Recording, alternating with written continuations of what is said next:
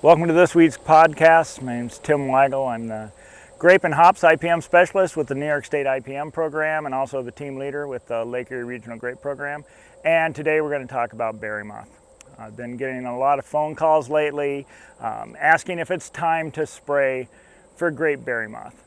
I checked NEWA today, which is what I will tell everyone to do that calls up with that question. We need to get used to using the grape berry moth model that's found on the Network for Environment and Weather Applications website. The website is newa.cornell.edu. And if you go on there, we have 23 stations now in the Lake Erie region, from Girard in Erie County, Pennsylvania, almost to the Ohio state line, all the way up to the shores of Lake Ontario. Burt is in a vineyard. That's the farthest most location we have in a vineyard in Niagara County. And then we have 22 in between. We have them on the lake shore, we have them on the lake plain, and we have some sites up along the escarpment. So there should be a location somewhere close to you that you can go and look at. And what it does is it calculates growing degree days from the date of wild grape bloom. That's our biofix date. So I went in and I looked today, and right now it looks like we are pretty much past the point. If we look at Girard, it's over 1800, just over 1800. Portland here at Clairol was at 1728, and I think if you looked at Versailles, it was around 1699.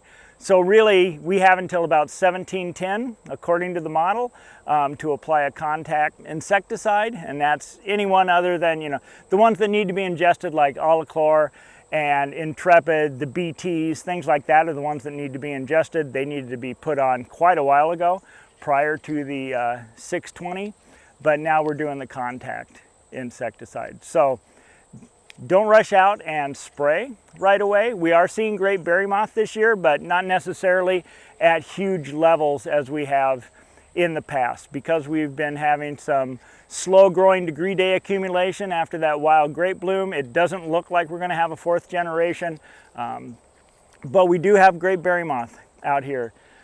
I would suggest scouting for grape berry moth before you put on an automatic spray. Now in high risk vineyards, this spray, this timing is one where the model says, yes, you should go out and put an application on. But scouting never is going to hurt. You at least know what you're going into that spray with. With the low risk vineyards, intermediate risk vineyards, using the grape berry moth risk assessment protocol to classify your vineyards, then come out and scout. You're going to pick 5 vines on the exterior of the row. You're going to randomly select 30 clusters. Now, the human being in you is going to say, oh, well, I see this purple here, and going to target that. So 1 berry per cluster is a damaged berry. And you can see at this time of year, it's kind of easy to check, because you can go in and typically on a Concord anyway, the red varieties, once that larva starts going into the berry and eating, it causes a purplish color to that berry. So you can go in here.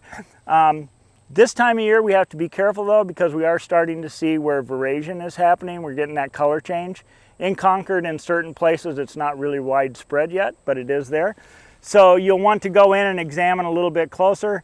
And you can see here with this berry that there's another berry attached to it, and you can see the feeding site down below there where the berry moth actually went in.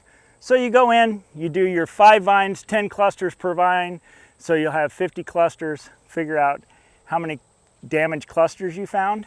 Repeat that further down on the edge, so you'll have 100 clusters. It's really easy then. If you have 14 damaged clusters, that's 14% damaged clusters, and you would not have reached the threshold of 15% damaged clusters.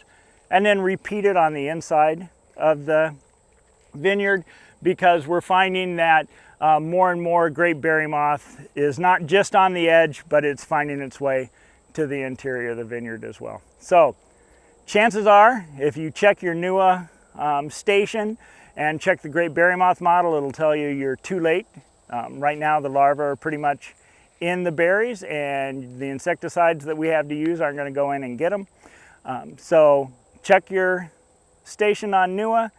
If you do have questions on what to do with that information, you can contact me. If you have comments, questions, you have suggestions for future podcasts, please leave it in the comment sections below.